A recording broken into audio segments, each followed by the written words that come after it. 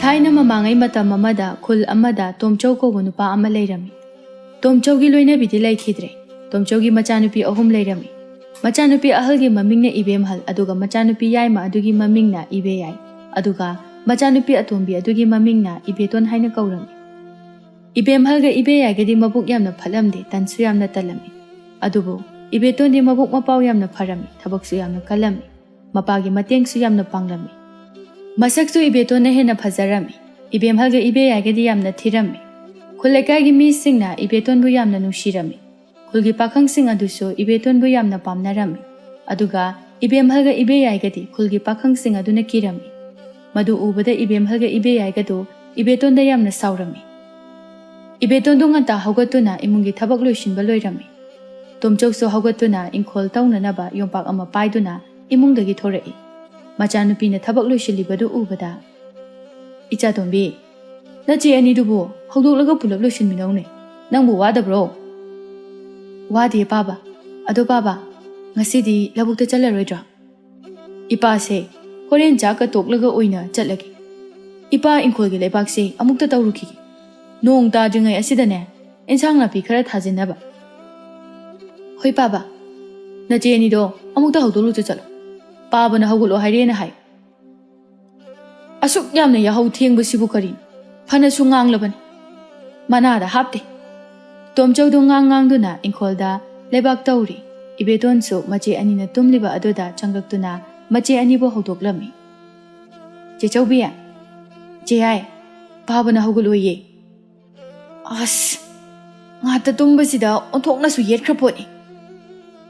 Ibemhalna nangi tawgadaba nathaudo adudum tawchu chalo. Akoina hauganinga kanda haugalakani. Asi hairamlaga Ibemhaldo nakalamada mo onthoktuna tumkhirami. Ibeton so mache anigi kadagi thoklaktuna chak thongnanaba tawruri. Ibeton na chak loira phawbada Ibemhalga Ibeyaigado haugatlamde. Ibeton inkhol suduna leiriba mapagi manakta laktuna. Baba chaksu loiri iruja thoknaba ising sune nachana thangtoktuna thamjaramabani. Hoi hoi sigi matik asigane tawba loisilamkhige. Adugane iruja thoklagi. Ado nache ani dudi ude. Moi ani bu hojik phawba haugatribrane. Haugatri baba. Hojik phawba haugatri haiba. Aidi makoi ani se kamaina ngangnani. Asuk thengna haugalabadi masa sing ado amata pharar. Chango chang. Ipa su changaki. Hoi baba. Ibeton su imungda changki. Ibemhalga Ibeyaiga su haugatuna sumangaduda famduna nungshayayaduna famli. Makok sing adusu kuina tumdabaki yamna su hakacharami. Ibemhal makok tu goro goro hotuna hai. As kok sisu hikpi leirabra khangdeda. Hakat jabana yadre tawrise. Iche aisu kok siam hakachai. Kok tumdabasu tha mehelamani. Adugidine aisu kok tumdaba yam kuireda. Makoi anina adumna wari saduna leiringai Tomchau su inkholdagi changlei. Machanupi anibu ubada. Hai. Nakoi anibu hojikta haugatpada ngairibro. Baba nga oire. Ingena nungsa yairambani. Baba bu ngasidi labuk chatraba. Aduk yamna yahau thenglabadi nasado phararoine. Nganta haugatuna nanaw nupi atombina tawriba asida nakoi anisu mateng khara panguni he. Nanaw nupi ase yamna warabani. Noi ani baba wa yamna ngangningdeko. Ase hairamlaga Tomchau do chatkirami. Ibeyai haifet suktuna.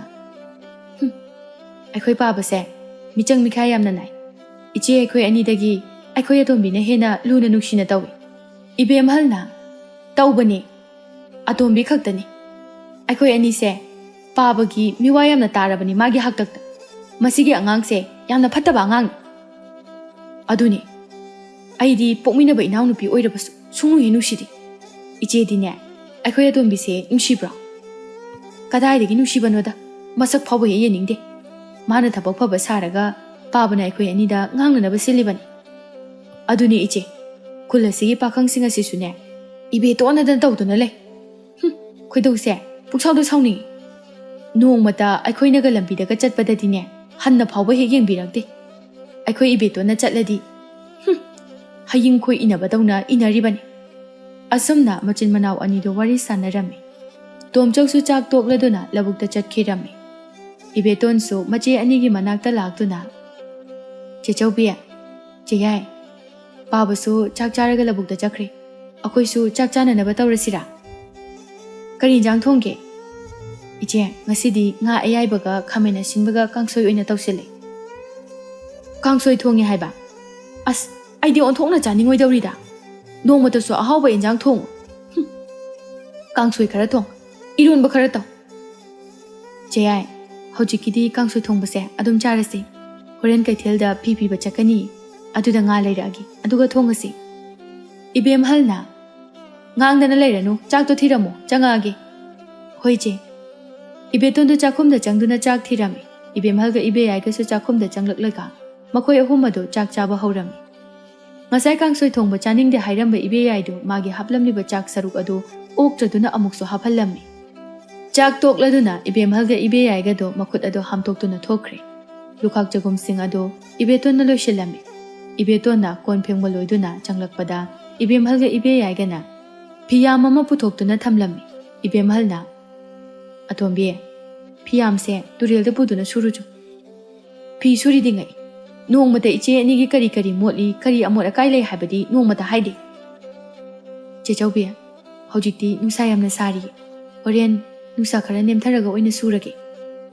Ibe I na pat hide. Hey, Pido hang senabani, Yam to no Surjul. Oije, I con say, Imung the Tamuki, Aduga Surugi. Asi haiduna, Ibetondo. Kolik sing adu chakum da thamduna phiyamadu puduna turel da amuk laklami aduga fi du surami ibedon obada khulgi pakhang sing adu thawoina turel da fi suba lakna rami mau kharasu fi suduna leirami ibedon bu ubada mau sing aduna ibedon bu harau na kausilami ibedon nangbu fi suge hairi bro ina mohi manasida susilaudana hoinama ibedon su mau sing adugi manak ta thamduna fi surami mau amana Ibeton, nang na pisu balak pa sidi.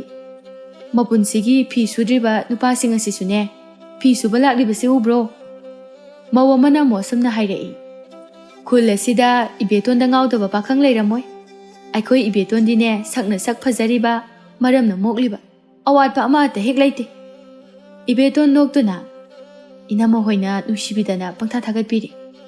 Thagat panati ina mo hoina hairise aseng bani. Ado Ibeton, noigi na che ani dudi yumda kaidauraga legi imungi thabaka amata tawdabro imungi thaba yamba iche ani na loina tawi nama moi ani na bu Ibeton nang saudi saugunu ko aidi na khoigi na che ani do yam haina de mi su kaya kaudi ai khoina kauru bada su ningthi nungaina nongmata khumakte inama adudi saurunu masagine mabukti yam phabani asomna wari sanaduna phidu surami Pakang macha sing aduso Ibeton da yengduna nuki tawduna makoi masel wari sanarami. Somda ibem halga ibe yaigado asomna wari sanarami. Ibem halna Yaima hayengdi thambal pata koiba chalusi. Yumda somlai mandanane. Yumpan bakang da batari. Hoi ichi koirusi.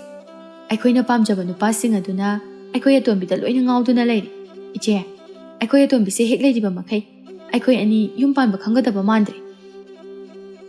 Aduni ichena khali basisu paba laibani nane aikoi ani na tombida kaisu tobu sungamde iche aikoi tombigi cha insangda hu hapaga pizaraga hatuasira yaima nangna hairibado yababudi yai hababu mina khangnaraklabadi aikoi ani oina dasatani adunane aduna taba amo oina khanasi ibemhaga ibe yaigana manawnupi atombibu yeknabani haina khalami aduba Ibetonadi mache anibu yamna nushijarami. Ibetondu fi suba loiduna mayumda karaktuna fi singadu phawdoklamlaga kaithelda fi yonbu chatlami. Ibetongi fi singadu mina yamna pamnarami. Aduna mina tap lawnarami. Ibeton fi yonbagi sel adudagi sel khara lauthoklaga nga macha ama leiduna mayumda harau halaklami. Tomchau so labuktagi karaklami. Tomchau na machanupibu ubada. Icha tombi Nangbu kaithel chaluribaro nga adudi karaidagino onthokna su chawkhreda nangdi kadaidagi selna leiraklibano phiyonbagi selna leirakpani baba nangna wana tanjaba seladuna karigi nga leiraklibano tungda sizinanaba thamba yadabro baba ꯅꯣꯡ ꯐꯥꯗꯣꯛꯁꯨ ꯑꯍꯥꯎꯕ ꯆꯥꯒꯗꯕꯅꯤ ꯍꯣꯏ ꯍꯣꯏ ꯄꯥꯕ ꯉꯥ ꯁꯦꯝꯕꯤꯔꯛꯑꯒꯦ ꯅꯪꯁꯨꯅꯦ ꯊꯕꯛꯇꯣ ꯂꯣꯏꯁꯤꯟꯖꯔꯨꯔꯣ ꯍꯣꯏ ꯄꯥꯕ ꯑꯁꯨꯝꯅ ꯏꯕꯦꯇꯣꯟꯁꯨ ꯊꯕꯛ ꯏꯪꯈꯥꯡ ꯂꯣꯏꯁꯤꯟꯕ ꯂꯣꯏꯗꯨꯅ ꯆꯥꯛ ꯊꯣꯡꯂꯝꯃꯤ ꯏꯕꯦꯝꯍꯜꯒ ꯏꯕꯦꯌꯥꯏꯒꯗꯤ ꯆꯥꯛ ꯂꯣꯏꯕ ꯉꯥꯏꯕ ꯑꯣꯏꯅ ꯇꯨꯝꯂꯤ ꯑꯁꯨꯝꯅ ꯆꯥꯛꯁꯨ ꯂꯣꯏꯗꯨꯅ ꯃꯣꯏ ꯄꯨꯟꯅ ꯆꯥꯃꯤꯟꯅꯔꯝꯃꯤ ꯏꯕꯦꯝꯍꯜꯅ ꯉꯥ ꯊꯣꯡꯕꯅꯤ ꯀꯥꯏꯅ ꯍꯥꯎꯁꯨ ꯑꯣꯟꯊꯣꯛꯅ ꯍꯥꯎꯈꯤꯗ꯭ꯔꯦ ꯏꯕꯦꯌꯥꯏꯁꯨ ꯃꯆꯦꯒꯤ ꯃꯇꯦꯡ ꯄꯥꯡꯁꯤꯟꯗꯨꯅ ꯑꯁꯨꯝꯅ ꯍꯥꯏꯔꯛꯏ ꯍꯥꯏꯁꯨ ꯍꯥꯏꯕꯅꯤ ꯍꯥꯎꯁꯨ ꯍꯥꯎꯈꯤꯗ꯭ꯔꯦ ꯈꯔ ꯍꯥꯎꯅ ꯊꯣꯡꯕ ꯌꯥꯗ꯭ꯔꯣ ꯈꯪꯗꯦ ꯉꯥꯁꯦ ꯄꯨꯡꯃꯥꯏ ꯃꯥꯡꯍꯜꯂꯤ ꯇꯣꯝꯆꯧꯅ ꯃꯆꯥꯅꯨꯄꯤ ꯑꯅꯤꯗ ꯌꯦꯡꯗꯨꯅ ꯑꯁꯨꯛ ꯍꯥꯎꯈ꯭ꯔꯕ ꯏꯟꯁꯥꯡ ꯑꯁꯤꯕꯨ ꯍꯥꯎꯇꯦ ꯍꯥꯏꯔꯤꯗꯨꯕꯨ ꯅꯈꯣꯏ ꯑꯅꯤ ꯑꯃꯨꯛꯇꯪ ꯊꯣꯡ ꯏꯆꯥ ꯇꯣꯝꯕꯤꯒꯤ ꯃꯍꯥꯎ ꯑꯁꯦ ꯑꯃꯨꯛꯇ ꯌꯧꯕ ꯉꯝꯖꯕ꯭ꯔꯥ ꯍꯥꯏꯅ ꯌꯦꯡꯉꯨ ꯏꯕꯦꯌꯥꯏꯅ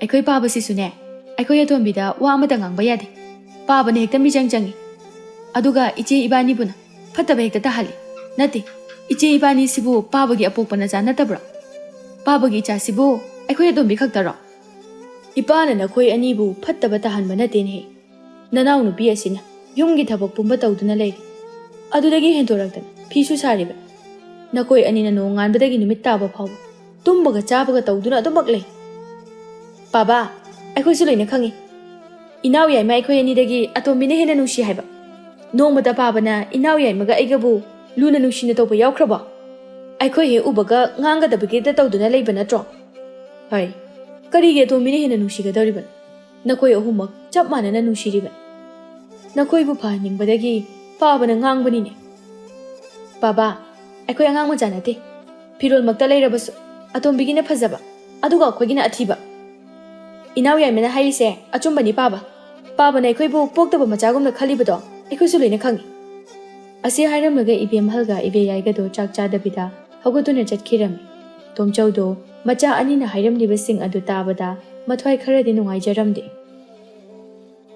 ꯏꯕꯦꯇꯣꯟꯗꯣ ꯃꯄꯥ ꯅꯨꯡꯉꯥꯏꯇ꯭ꯔꯦ ꯈꯪꯂꯗꯨꯅ ꯄꯥꯕꯥ ꯏꯆꯦ ꯑꯅꯤꯅ ꯉꯥꯏꯍꯥꯛ ꯁꯥꯎꯕꯒꯤ ꯄꯪꯍꯥꯏꯗ ꯍꯥꯏꯖꯔꯤꯕꯅꯤ ꯀꯩꯁꯨ ꯈꯟꯕꯤꯔꯨꯅꯨ ꯄꯥꯕꯥ ꯆꯥꯛꯀ ꯏꯟꯖꯥꯡꯒ ꯈꯔ ꯍꯥꯞꯄꯛꯈꯤꯒꯦ ꯏꯆꯥ ꯇꯣꯝꯕꯤ ꯄꯥꯕ ꯆꯥꯛꯑꯣꯏ ꯄꯥꯕ ꯄꯣꯊꯥꯔꯨꯔꯒꯦ ꯅꯪꯁꯨ ꯄꯣꯊꯥꯅꯕ ꯇꯧꯔꯨ ꯏꯃꯨꯡꯒꯤ ꯊꯕꯛ ꯃꯌꯥꯝ ꯑꯁꯤ ꯍꯣꯠꯅꯕꯗ ꯋꯥꯔꯝꯂꯒꯅꯤ ꯑꯁꯤ ꯍꯥꯏꯔꯝꯂꯒ ꯇꯣꯝꯆꯧꯁꯨ ꯃꯥꯒꯤ ꯀꯥꯗ ꯆꯪꯈ꯭ꯔꯦ ꯏꯕꯦꯇꯣꯟꯗꯣ ꯃꯄꯥꯅ ꯆꯥꯛ ꯆꯥꯈꯤꯗꯕ ꯑꯗꯨꯗ ꯅꯨꯡꯉꯥꯏꯖꯔꯝꯗꯦ ꯑꯁꯨꯝꯅ ꯅꯣꯡꯃ ꯅꯤꯅꯤ ꯍꯧꯈ꯭ꯔꯦ ꯇꯣꯝꯆꯧꯗꯣ ꯂꯧꯕꯨꯛꯇ ꯆꯠꯅꯅꯕ ꯍꯥꯏꯗꯨꯅ ꯊꯣꯔꯛꯏ ꯏꯕꯦꯇꯣꯟ ꯃꯄꯥꯗ ꯌꯦꯡꯗꯨꯅ ꯄꯥꯕꯥ ꯉꯁꯤꯗꯤ ꯂꯧꯕꯨꯛꯇ ꯆꯠꯄꯤꯈ꯭ꯔꯅꯨ ꯃꯪꯍꯥꯁꯨ ꯀꯌꯥ ꯅꯨꯡꯉꯥꯏꯔꯝꯗꯦ ꯏꯆꯥ ꯇꯣꯝꯕꯤ ꯃꯪꯒꯤꯕꯨ ꯀꯔꯤꯁꯨ ꯈꯜꯂꯨꯅꯨ ꯃꯀꯨ ꯃꯪꯉꯤ ꯄꯥꯕꯅꯦ ꯏꯁꯤꯡ ꯐꯥꯠꯂꯨꯒꯦ ꯇꯧꯕꯅꯤ ꯀꯨꯏꯔꯣꯏ ꯉꯥꯏꯍꯥꯛꯇꯅꯤ ꯄꯥꯕꯥ ꯏꯁꯤꯡꯗꯣ ꯑꯩ ꯐꯥꯠꯂꯨꯔꯒꯦ ꯉꯁꯤꯗꯤꯅꯦ ꯄꯥꯕ ꯌꯨꯝꯗ ꯑꯗꯨꯝ ꯂꯦꯡꯗꯅ ꯂꯩꯕꯤꯌꯨ ꯏꯆꯥ ꯇꯣꯝꯕꯤ ꯅꯪꯅ ꯍꯩꯔꯣꯏꯅꯦꯍꯦ ꯄꯥꯕ ꯑꯗꯨꯝ ꯇꯧꯔꯨꯒꯦ ꯊꯨꯅ ꯂꯥꯛꯀꯦ ꯅꯪ ꯌꯨꯝꯗ ꯂꯩꯔꯝꯃꯨꯀꯣ ꯅꯆꯦꯁꯤꯡꯒ ꯐꯖꯅ ꯂꯩꯃꯤꯟꯅꯔꯝꯃꯨ ꯍꯣꯏ ꯄꯥꯕꯥ ꯇꯣꯝꯆꯧꯁꯨ ꯂꯧꯕꯨꯛꯇ ꯆꯠꯈꯤꯔꯝꯃꯤ ꯏꯕꯦꯇꯣꯟꯁꯨ ꯏꯃꯨꯡꯗ ꯆꯪꯗꯨꯅ ꯊꯕꯛ ꯂꯣꯏꯁꯤꯜꯂꯝꯃꯤ ꯇꯣꯝꯆꯧꯁꯨ ꯂꯧꯕꯨꯛꯇ ꯂꯥꯛꯇꯨꯅ ꯏꯁꯤꯡ ꯐꯥꯠꯅꯕ ꯇꯧꯕꯗ ꯁꯣꯏꯕꯗꯒꯤ ꯂꯤꯟ ꯑꯃꯗ ꯃꯈꯣꯡꯅ ꯅꯦꯠꯂꯨꯏ ꯂꯤꯟ ꯑꯗꯨꯅ ꯇꯣꯝꯆꯧꯗ ꯆꯤꯛꯂꯝꯃꯤ ꯇꯣꯝꯆꯧꯗꯣ ꯂꯤꯟ ꯑꯗꯨꯒꯤ ꯃꯍꯨ ꯑꯗꯨꯅ ꯃꯐꯝ ꯑꯗꯨꯗ ꯒ꯭ꯌꯥꯟ ꯃꯥꯡꯈꯤ ꯅꯨꯄा ꯈꯔꯁꯨ ꯂꯧ ꯌꯦꯡꯕ ꯂꯥꯛꯄꯗ ꯇꯣꯝꯆꯧꯗꯨꯅ ꯇꯥꯗꯨꯅ ꯂꯩꯕꯗꯨ ꯎꯕꯗ ꯆꯦꯟꯁꯤꯟꯅꯔꯛꯏ ꯅꯨꯄꯥꯁꯤꯡ ꯑꯗꯨꯅ ꯇꯣꯝꯆꯧꯕꯨ ꯍꯤꯗꯥꯛ ꯁꯦꯝꯕ ꯑꯃꯥꯏꯕ ꯑꯃꯒꯤ ꯃꯅꯥꯛꯇ ꯄꯨꯔꯛꯇꯨꯅ ꯌꯦꯡꯍꯜꯂꯝꯃꯤ ꯑꯃꯥꯏꯕ ꯑꯗꯨꯅ ꯌꯦꯡꯕꯗ ꯂꯨꯈꯣꯏꯒꯤ ꯃꯤꯍꯨꯜ ꯂꯩꯔꯝꯗ꯭ꯔꯦ ꯏꯕꯨꯡꯉꯣ ꯅꯈꯣꯏꯅ ꯄꯨꯔꯛꯂꯤꯕ ꯑꯍꯜ ꯑꯁꯤꯗꯤ ꯃꯤꯍꯨꯜ ꯂꯩꯇ꯭ꯔꯦꯅꯦꯍꯦ ꯈꯔ ꯉꯟꯅ ꯄꯨꯔꯛꯂꯝꯂꯗꯤ ꯐꯒꯗꯕꯅꯤꯅꯦ ꯃꯤꯁꯤꯡ ꯑꯗꯨꯁꯨ ꯌꯥꯝꯅ ꯅꯨꯡꯉꯥꯏꯅꯔꯝꯗꯦ ꯅꯨꯄꯥꯁꯤꯡ ꯑꯗꯨꯅ ꯇꯣꯝꯆꯧꯒꯤ ꯊꯋꯥꯏ ꯌꯥꯎꯗ꯭ꯔꯕ ꯍꯛꯆꯥꯡ ꯑꯗꯨꯕꯨ ꯁꯒꯥꯏ ꯁꯥꯗꯨꯅ ꯃꯌꯨꯝꯗ ꯄꯨꯔꯛꯂꯝꯃꯤ ꯃꯗꯨ ꯎꯕꯗ ꯏꯕꯦꯇꯣꯟꯗꯣ ꯌꯥꯝꯅ ꯄꯥꯈꯠꯅ ꯕꯨꯡꯉꯣ ꯑꯩꯈꯣꯏ ꯄꯥꯕꯁꯤ ꯀꯩꯗꯧꯔꯒꯦ ꯏꯕꯨꯡꯉꯣ ꯍꯣꯏ ꯃꯌꯥꯝꯅ ꯁꯒꯥꯏ ꯁꯥꯗꯨꯅ ꯄꯨꯔꯛꯏꯁꯤꯕꯨ ꯑꯩꯈꯣꯏ ꯄꯥꯕꯁꯤꯕꯨ ꯀꯩꯗꯧꯔꯒꯦ ꯏꯕꯦꯇꯣꯟ ꯃꯥꯃꯁꯦ ꯂꯧꯕꯨꯛꯇ ꯂꯤꯟꯅ ꯆꯤꯛꯇꯨꯅ ꯒ꯭ꯌꯥꯟ ꯇꯥꯗꯅ ꯂꯩꯔꯝꯃꯤ ꯑꯩꯈꯣꯏ ꯈꯔ ꯊꯦꯡꯅꯕꯗꯒꯤ ꯍꯤꯗꯥꯛ ꯁꯦꯝꯕ ꯑꯃꯥꯏꯕ ꯑꯃꯒꯤ ꯃꯅꯥꯛꯇ ꯄꯨꯗꯨꯅ ꯌꯦꯡꯍꯟꯕꯗꯗꯤ ꯃꯥꯃꯗꯤ ꯑꯩꯈꯣꯏ ꯄꯨꯝꯕꯕꯨ ꯊꯥꯗꯣꯛꯇꯨꯅ ꯆꯠꯈꯤꯔꯝꯃꯤ ꯋꯥꯗꯨ ꯇꯥꯕꯗ ꯏꯕꯦꯇꯣꯟꯗꯣ ꯃꯄꯥꯒꯤ ꯊꯋꯥꯏ ꯌꯥꯎꯗ꯭ꯔꯕ ꯍꯛꯆꯥꯡ ꯑꯗꯨꯕꯨ ꯀꯣꯟꯗꯨꯅ ꯀꯞꯆꯔꯝꯃꯤ ꯃꯄꯥꯟꯗ ꯂꯥꯡꯅꯔꯤꯕꯗꯨ ꯇꯥꯔꯗꯨꯅ ꯏꯕꯦꯝꯍꯜꯒ ꯏꯕꯦꯌꯥꯏꯒꯁꯨ ꯊꯣꯔꯛꯏ ꯃꯈꯣꯏ ꯑꯅꯤꯗꯤ ꯃꯄꯥ ꯁꯤꯔꯦ ꯇꯥꯕꯗ ꯀꯥ ꯍꯦꯟꯅ ꯅꯨꯡꯉꯥꯏꯇꯕ ꯐꯥꯎꯔꯝꯗꯦ ꯑꯗꯨꯕꯨ ꯃꯌꯥꯝ ꯂꯩꯕꯅꯤꯅ ꯀꯞꯁꯤꯟꯅꯔꯝꯃꯤ ꯏꯕꯦꯇꯣꯟ ꯀꯞꯇꯨꯅ ꯄꯥꯕꯥ ꯀꯩꯅꯣ ꯅꯪꯅ ꯇꯧꯔꯤꯁꯤꯕꯣ ꯄꯥꯕꯕꯨ ꯀꯨꯏꯔꯛꯑꯣꯏ ꯊꯨꯅ ꯍꯜꯂꯛꯀꯅꯤ ꯍꯥꯏꯅ ꯅꯆꯥꯗ ꯍꯥꯏꯔꯝꯕꯗꯥꯏꯅꯤ ꯄꯥꯕꯥ ꯍꯧꯒꯠꯂꯨ ꯅꯆꯥꯁꯤꯡꯕꯨ ꯊꯥꯗꯣꯛꯇꯨꯅ ꯆꯠꯈꯤꯕ ꯌꯥꯔꯣꯏ ꯄꯥꯕꯥ ꯑꯩꯈꯣꯏ ꯀꯅꯥꯗ ꯐꯥꯕ ꯀꯧꯗꯣꯏꯅꯣ? ꯐꯥꯕ ꯍꯧꯒꯠꯂꯣ!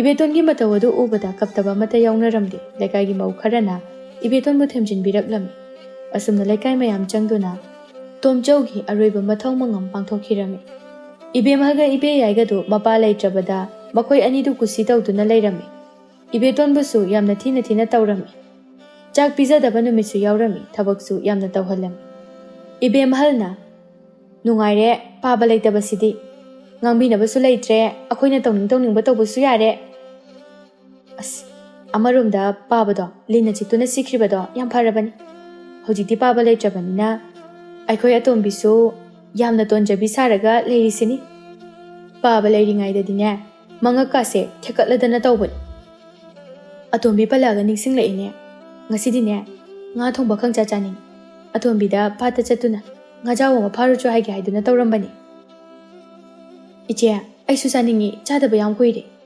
ꯇꯥꯟꯖꯥ ꯑꯗꯨꯗ ꯏꯕꯦꯇꯣꯟꯗꯨ ꯏꯁꯤꯡ ꯁꯣꯛꯂꯨꯔꯒ ꯍꯜꯂꯛꯂꯝꯃꯤ꯫ ꯏꯕꯦꯇꯣꯟ ꯎꯕꯗ ꯏꯕꯦꯝꯍꯜꯅ ꯑꯁꯨꯝꯅ ꯍꯥꯏꯔꯛꯏ, "ꯍꯩ ꯑꯇꯣꯝꯕꯤ, ꯄꯥꯠꯇ ꯆꯠꯇꯨꯅ ꯉꯥꯖꯥꯎ ꯑꯃ ꯐꯥꯔꯨꯆꯣ ꯆꯠꯂꯣ꯫ ꯉꯁꯤꯗꯤꯅꯦ ꯉꯥ ꯊꯣꯡꯕ ꯌꯥꯝ ꯆꯥꯅꯤꯡꯉꯤ꯫ ꯆꯦꯆꯧꯕꯤ, ꯉꯁꯤꯗꯤ ꯅꯣꯡꯁꯨ ꯃꯪꯉꯤ, ꯍꯌꯦꯡ ꯑꯣꯏꯅ ꯄꯥꯠꯇ ꯀꯨꯝꯗꯨꯅ ꯉꯥꯗꯣ ꯐꯥꯔꯨꯔꯒꯦ."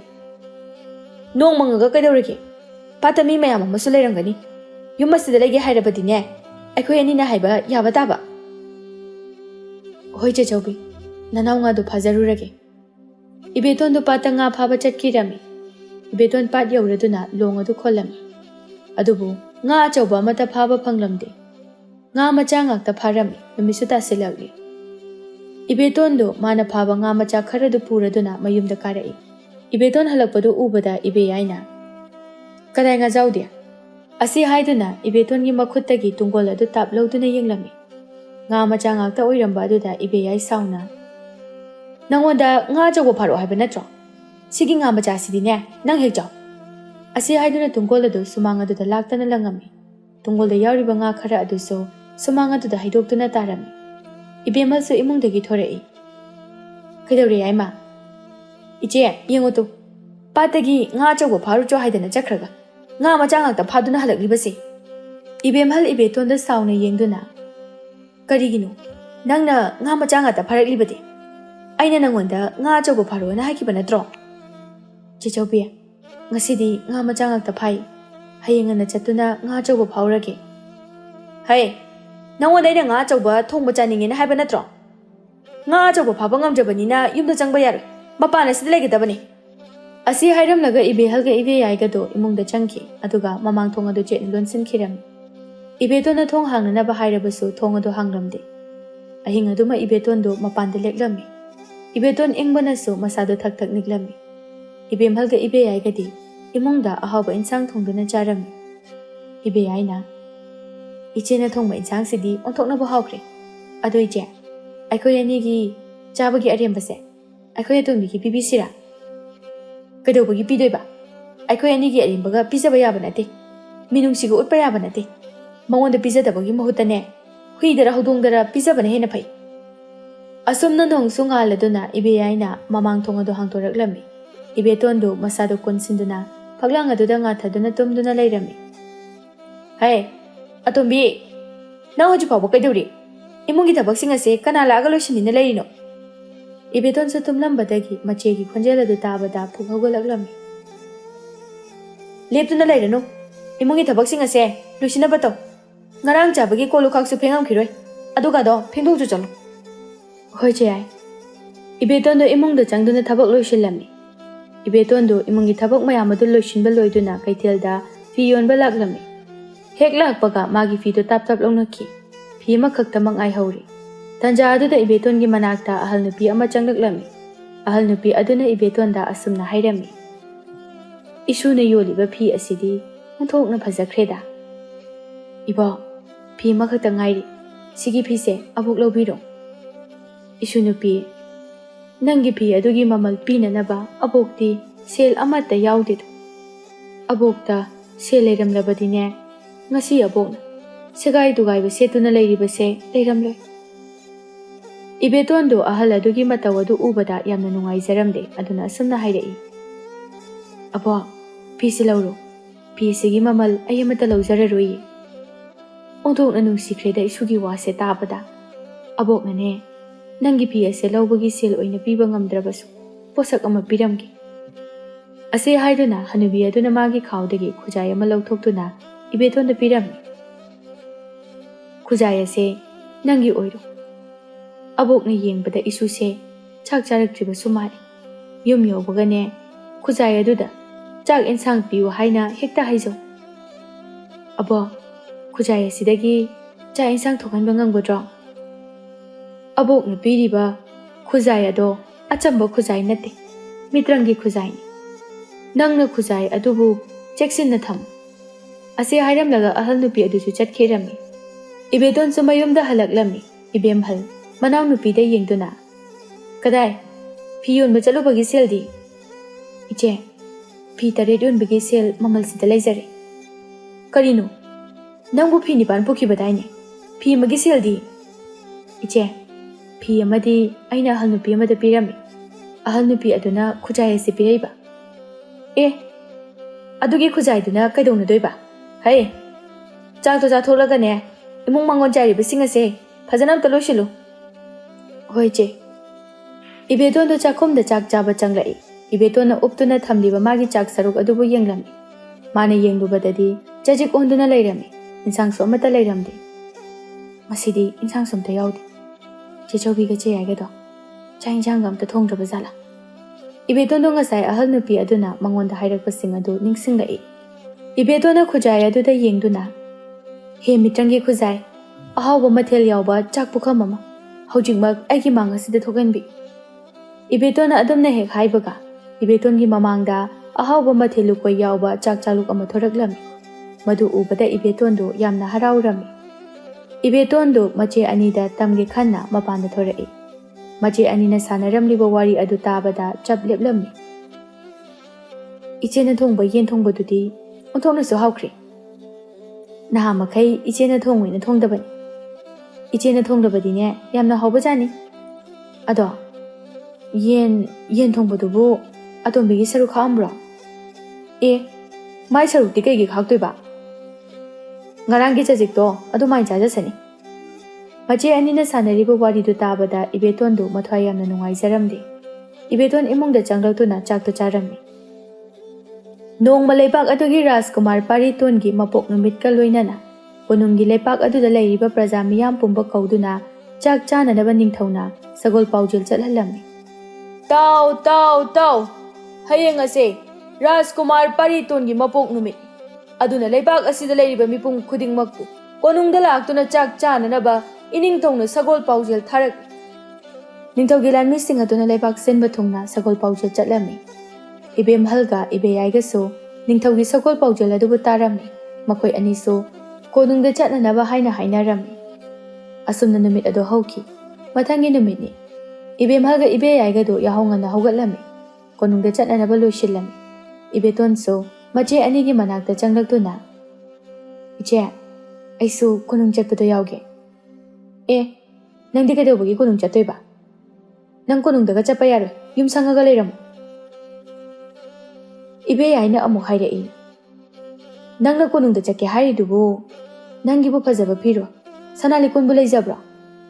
ꯏꯕꯦꯇꯣꯟꯗꯣ ꯀꯣꯅꯨꯡꯗ ꯆꯠꯅꯤꯡꯂꯕꯁꯨ ꯃꯆꯦ ꯑꯅꯤꯅ ꯌꯥꯔꯝꯗꯦ꯫ ꯏꯕꯦꯝꯍꯜꯒ ꯏꯕꯦꯌꯥꯏꯒꯁꯨ ꯀꯦꯔꯒ ꯑꯔꯩꯕ ꯁꯅꯥ ꯂꯤꯛꯀꯣꯟꯁꯤꯡ ꯑꯗꯨ ꯁꯤꯖꯤꯟꯗꯨꯅ ꯀꯣꯅꯨꯡꯗ ꯆꯠꯈꯤꯔꯝꯃꯤ꯫ ꯏꯕꯦꯇꯣꯟꯁꯨ ꯃꯥꯒꯤ ꯀꯥꯗ ꯆꯪꯂꯛꯇꯨꯅ ꯑꯍꯜ ꯅꯨꯄꯤ ꯑꯗꯨꯅ ꯄꯤꯔꯝꯕ ꯈꯨꯖꯥꯏ ꯑꯗꯨ ꯄꯥꯏꯗꯨꯅ ꯑꯁꯨꯝꯅ ꯍꯥꯏꯔꯝꯃꯤ꯫ ꯑꯩꯒꯤꯁꯨ ꯐꯖꯕ ꯐꯤꯖꯣꯜ ꯂꯩꯔꯝꯂꯕꯗꯤ ꯀꯣꯅꯨꯡ ꯆꯠꯄ ꯐꯪꯂꯝꯒꯅꯤꯀꯣ꯫ ꯏꯕꯦꯇꯣꯟꯅ ꯑꯗꯨꯝꯅ ꯍꯦꯛ ꯍꯥꯏꯕꯒ ꯏꯕꯦꯇꯣꯟꯒꯤ ꯃꯃꯥꯡꯗ ꯐꯖꯕ ꯐꯤꯔꯣꯜ ꯊꯣꯔꯛꯂꯝꯃꯤ꯫ ꯃꯍꯥꯛꯅ ꯁꯤꯅꯅꯕ ꯆꯥꯅꯅꯕ ꯁꯅꯥ ꯂꯤꯛ ꯄꯨꯝꯕꯁꯨ ꯂꯣꯏꯅ ꯊꯣꯔꯛꯂꯝꯃꯤ꯫ ꯏꯕꯦꯇꯣꯟ ꯉꯛꯅ, ꯈꯨꯖꯥꯏ ꯑꯁꯤꯗꯤ ꯆꯥꯅ ꯊꯛꯅꯅꯕꯇ ꯅꯠꯇꯅ ꯐꯖꯕ ꯐꯤꯖꯣꯜ, ꯁꯅꯥ ꯂꯨꯄꯥꯁꯨ ꯊꯣꯛꯍꯟꯕ ꯉꯝꯕ ꯑꯣꯏꯔꯦ꯫ ꯏꯕꯦꯇꯣꯟꯁꯨ ꯐꯖꯕ ꯐꯤꯔꯣꯜꯁꯤꯡ ꯑꯗꯨ ꯁꯦꯠ ꯆꯥꯗꯨꯅ ꯀꯣꯅꯨꯡꯗ ꯂꯥꯛꯂꯝꯃꯤ꯫ ꯍꯥꯟꯅꯗꯒꯤ ꯐꯖꯔꯒ ꯂꯩꯕ ꯑꯗꯨꯗ ꯁꯅꯥ ꯂꯨꯄꯥ ꯃꯌꯥꯝ ꯑꯃ ꯁꯤꯖꯤꯟꯕ ꯑꯗꯨꯗꯒꯤꯗꯤ ꯑꯃꯨꯛꯀ ꯍꯦꯟꯅ ꯐꯖꯔꯝꯃꯤ꯫ ꯏꯕꯦꯇꯣꯟ ꯎꯕꯗ ꯃꯌꯥꯝꯗꯨ ꯌꯦꯡꯅꯔꯝꯃꯤ꯫ ꯅꯨꯄꯤ ꯑꯃꯅ, ꯃꯁꯛꯄꯨ ꯑꯣꯟꯊꯣꯛꯅ ꯐꯖꯈ꯭ꯔꯦꯗ, ꯃꯁꯛꯁꯤꯒ ꯍꯥꯏꯔꯗꯤ ꯔꯥꯖꯀꯨꯃꯥꯔꯤꯕꯨ ꯃꯥꯜꯂꯤ꯫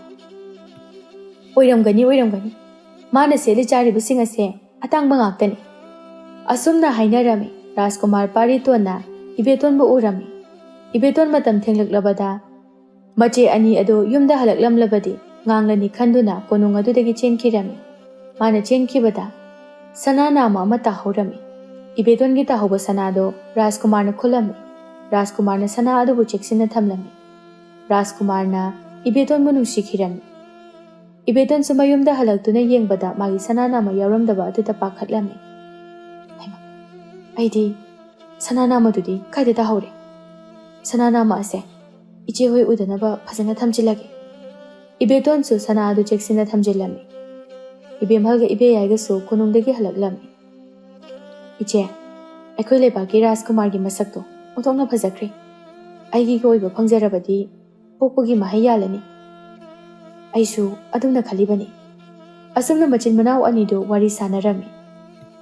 Rajkumarna magi apambado mapa ningthauda hairami. Ningthauna su machagi apambadugi matung inna mantri thaduna sana adugi asengma maputhi halami. Leisabi mayamsu sana nama puduna thorai. Adubu sanadu amata manaramde. Mantri du yumthong khudingi changduna hanglami. Ibemal hoigi imungsu yauraklami. Ibemhalga ibeyaiga su sana amamam paiduna imungdagi thoraktuna yenghalami. Adubu manaramde. Yumasida atopa leisabi amata leitrabra. Leitre.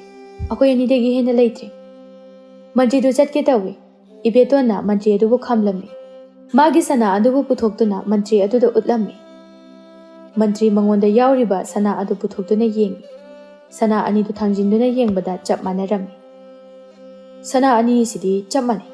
Ibema nangi ming hai. Aigi ming Ibeton kauze. Aigi sana nama du pibiro. Ibem halga ibe yaiga du yamna ngaklami. Nangi sana ase piba yakiroi. Konungda hana chasi. Ase haiduna mantrina Ibeton bu puduna chatkirami. Madu ubada ibem halna. Mantrina atombibu puduna chakribase. Konungdagi sana huranbugi soidana oiramgani.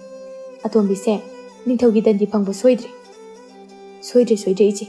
Ngasidine insang ahawba mathonglaga dum chathoksi. Ase haiduna Ibemhalga ibeyaiga du baithala chatuna nga leiruraga thongduna charami. Somda ningthauna Ibetonda machanupa Rajkumar Paritonga luhongnaba hairami. Ibeton so ningthauna hariba duda yarami. Asumna ningthauna numit aphaba ama yengduna Rajkumar Paritonga Ibetonga luhongnaba numit leplami. Pawasi tabada Ibemhalga ibeyaiga du yamna ngaglami. Yaima Mina hainabada akhoi atombido Rajkumar Paritonga luhongdani hainatai.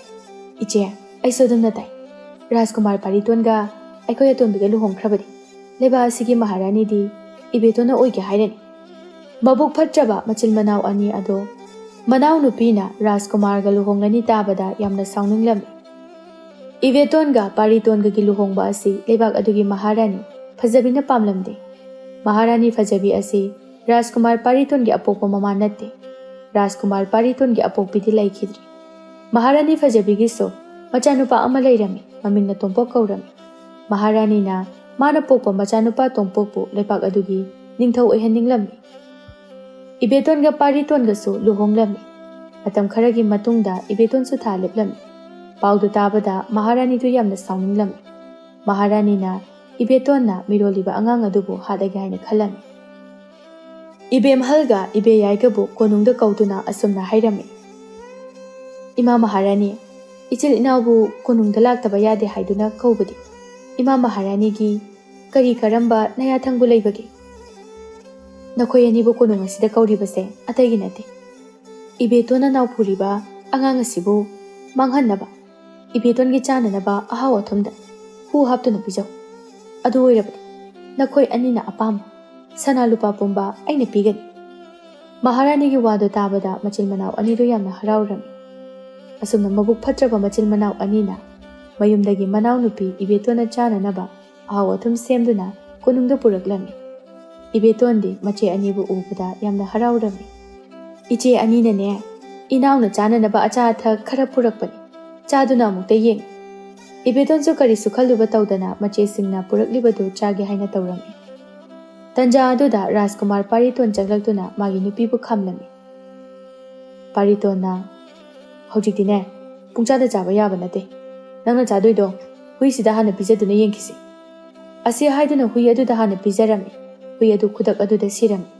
Mataw adu ubada Ibemhalga ibeyaiga di pakhatpana loire. ꯏꯕꯦꯇꯣꯟꯗ ꯌꯥꯝꯅ ꯉꯛꯂꯝꯃꯤ꯫ ꯄꯥꯔꯤꯇꯣꯟꯅ ꯏꯃꯥ ꯃꯍꯥꯔꯥꯅꯤꯒ ꯅꯈꯣꯏ ꯑꯅꯤꯒꯅ ꯁꯤꯟꯅꯕ ꯊꯧꯔꯥꯡ ꯄꯨꯝꯕ ꯑꯩꯅ ꯃꯥꯡꯖꯧꯅꯅ ꯑꯩꯒꯤ ꯑꯔꯣꯟꯕ ꯃꯤꯁꯤꯡꯅ ꯑꯩꯉꯣꯟꯗ ꯇꯝꯂꯛꯂꯕꯅꯤ꯫ ꯃꯗꯨꯗꯒꯤ ꯑꯩ ꯈꯪꯂꯕꯅꯤ ꯏꯕꯦꯝꯍꯜꯒ ꯏꯕꯦꯌꯥꯏꯒꯗꯣ ꯔꯥꯖꯀꯨꯃꯥꯔꯗ ꯂꯥꯜꯂꯦ ꯍꯥꯏꯅ ꯍꯥꯏꯖꯔꯝꯃꯤ꯫ ꯑꯗꯨꯕꯨ ꯔꯥꯖꯀꯨꯃꯥꯔꯅ ꯉꯥꯛꯄꯤꯔꯝꯗꯦ꯫ ꯏꯕꯦꯝꯍꯜꯒ ꯏꯕꯦꯌꯥꯏꯒꯗꯣ ꯃꯄꯨꯟꯁꯤ ꯆꯨꯞꯄ ꯀꯩꯁꯨꯝꯁꯪꯗ ꯊꯝꯂꯝꯃꯤ꯫ ꯐꯠꯇ꯭ꯔꯕꯤ ꯃꯍꯥꯔꯥꯅꯤ ꯑꯗꯨꯕꯨꯁꯨ ꯀꯩꯁꯨꯝꯁꯪꯗ ꯊꯝꯂꯝꯃꯤ꯫ ꯏꯕꯦꯇꯣꯟꯁꯨ ꯃꯇꯝ ꯈꯔꯒꯤ ꯃꯇꯨꯡꯗ ꯃꯆꯥꯅꯨꯄꯥ ꯑꯃ ꯐꯪꯖꯔꯝꯃꯤ꯫ ꯑꯁꯨꯝꯅ ꯄꯥꯔꯤꯇꯣꯟꯒ ꯏꯕꯦꯇꯣꯟꯒ ꯅꯨꯡꯉꯥꯏꯅ ꯄꯥꯟꯈꯤꯔꯝꯃꯤ꯫